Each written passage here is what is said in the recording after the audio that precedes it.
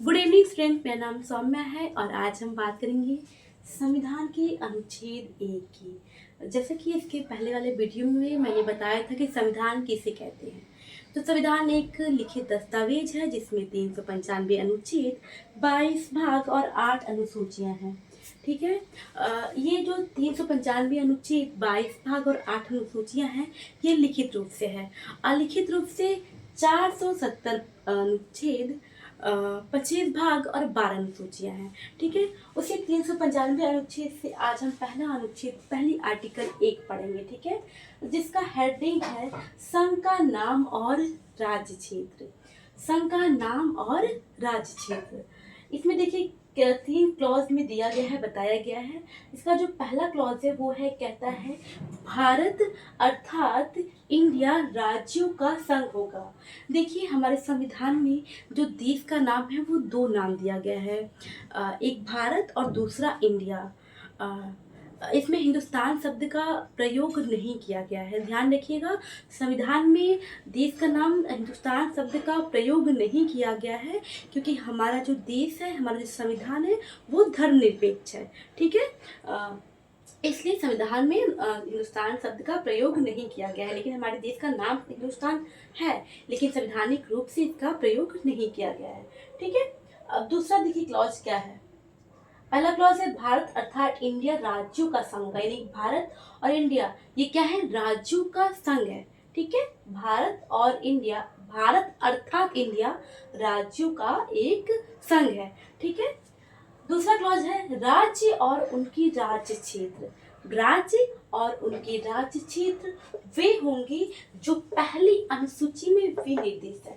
देखिए जो हमारी अनुसूची है उसमें राज्य की न्यायिक क्रिया, केंद्र शासित प्रदेश, उसके केंद्र शासित प्रदेश, उसकी राजधानी, उसका राज्य क्षेत्र, वो सारी चीज़ें, उसकी हाईकोर्ट कहाँ है, वो सारी चीज़ें अनुसूची में लिखी गई है।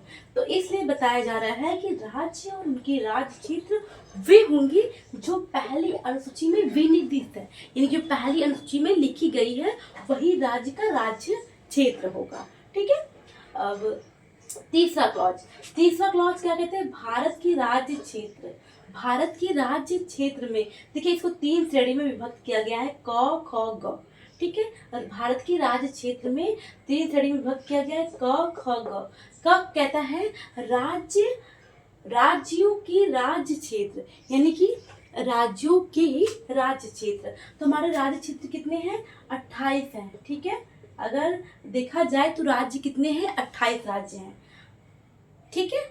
पहली अनुसूची में विनिर्दिष्ट संघ राज्य क्षेत्र, यानी संघ राज्य क्षेत्र तात्पर्य क्या है, यूनियन टेरिटरी की, यानी कि 8 केंद्र शासित प्रदेश की बात कही गई है।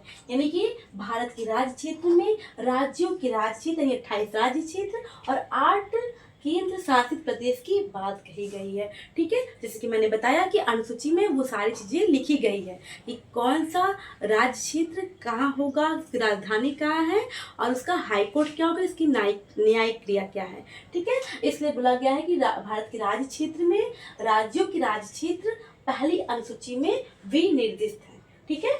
अब देखिए ग क्या कहता है। ग कहता है ऐसे अन्य राज्य क्षेत्र, ऐसे अन्य राज्य क्षेत्र जो अर्जित किए जाएं समाविष्ट होंगे। देखिए वर्तमान में जो हमारे भारत में अभी नहीं है, ठीक है, हो सकता है भविष्य में हो, जैसे कि म्यांमार, भूटान या अन्य जो भी राज्य क्षेत्र हैं वो अगर हमारे राज्य क्षेत्र में इंक्लूड होना चाहे भविष्य में तो वो हो सकते हैं। तो उन्हें क्या हो जाएगा, उन्हें भी हम राज्य क्षेत्र यानी कि संविधान का एक अंग कहेंगे। ठीक है, वो भी हमारी पहली अनुसूची में लिखा जाएगा। ठीक है, तो आज के लिए बस इतना ही। इसके बारे में अगर और भी पढ़ना होगा, कुछ चीज़ें छूट गई होंगी तो इसको हम आपको अगले वीडियो में लाएंगे। ठीक है, थैंक यू।